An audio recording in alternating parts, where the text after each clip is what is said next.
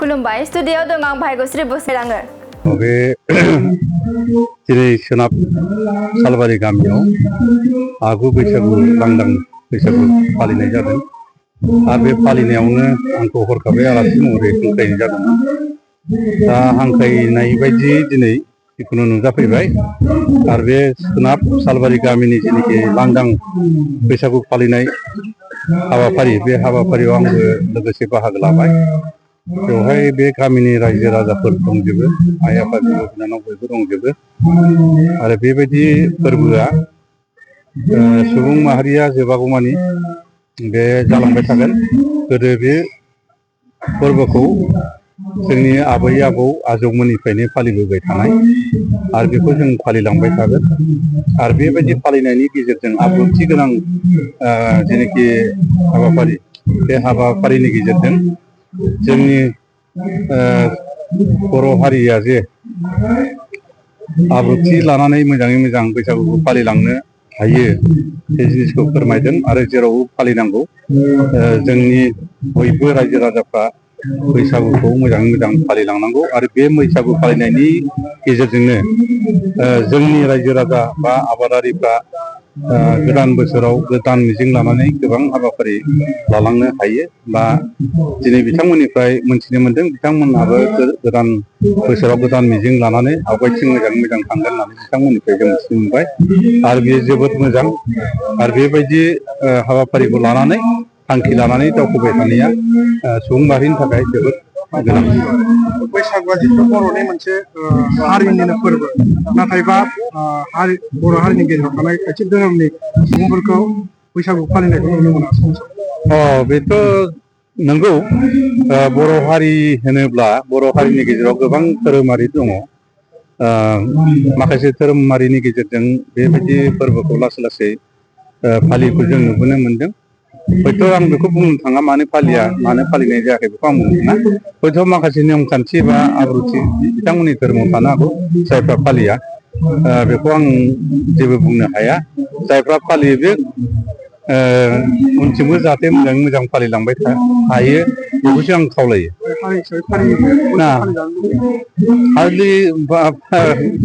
हारि हिसाबै फालिजानो लुबैयो नंगौ, खिन्थु माखासे एंगारथावै जाहोननि थाखाय हयथ' फालिनाय जायाखै आरो बेखौ जर जुलुम भाबै फालिनांगौ होननानैबो बुंनो हाया आरो बुंनोबो नाङा।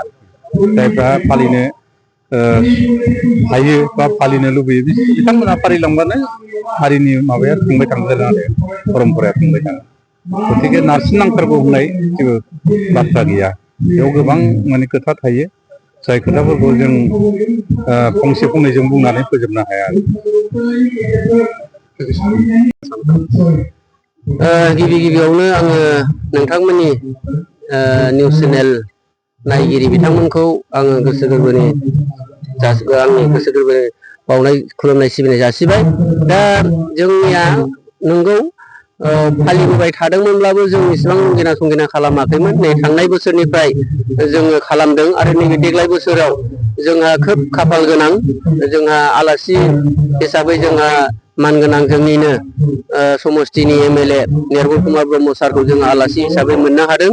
दा बे मोननो हानायाव जोङो खोब गोजोननाय मोनदों आरो जोङो बेखौनो आसा खालामगोन जे जोङो जोंनि जिउ जोबजासिम जोङो बे आगु रंजालि बैसागुखौ जोङो फालिलांबाय थागोन आरो जों इयुन जोलैखौ जोङो फालिलांनो थाखायबो जोङो मेसेजखौ होगोन आरोखि। मा मा हाबाफारि लानानै दा जोङो गिबि हाबाफारियाव दङ जोंहा गिबि हाबाफारियाव जोङो फुंबिलियाव लादों फिरफिला बिर होनाय। फिरफिला बिर होनायनिफ्राय जोङो उनाव लादों गोथै सि बावनाय माने मुंख्लं दाहा हगारनाय आरो बिनि उनाव जोङो जोंनिनो बाथौ मन्दिरनि जिनाखि बाथौआव जोङो गासा सावनानै जोङो बयबो सनमान लालायलायनानै जोङो हाबाफारिखौ लादों आरो बिनि उनाव जोङो फरायसा फरायसुलिफोरनि जिनाखि गेलेनाय बेखौ जोङो लादों। ओरै खारनाय, सियार सिलायनाय आरो मा होनो एम्बु बारनाय बेफोरबायदि हाबाफारिखौ लादों आरोखि जोङो। दा लानानै नै दा जोंहा खन्थाइ आवरायनाय हाबाफारि दंबावो। दा खन्थाइ आवरायनाय हाबाफारिखौबो जोङो उन्दैफोरनि थाखाय जोङो लानाय जादों। थाखो 2निफ्राय 5निया आलदा जागोन आरो थाखो 6निफ्राय 10सिमा आलदा आरोखि, बेबायदि मोननै स्टेप खालामनाय जादों आरोखि।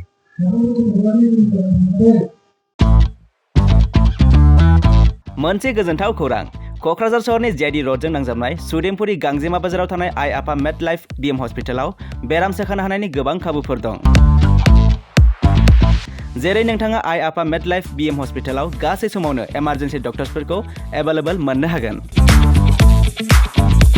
आरो बेयाव medical laboratory, pharmacy, paediatrics, medicine, gynaecology, radiologist, surgery, dental, cardiology, gastroenterology, urology, dental X-ray, play area, X-ray, sonography, OT, थामहिनबा अपारेटिं थियेटार, आइसिइउ आरो एनआइसिइउ, पिआइसिइउफोरनि डक्टरफोरा एभेलेबल दं।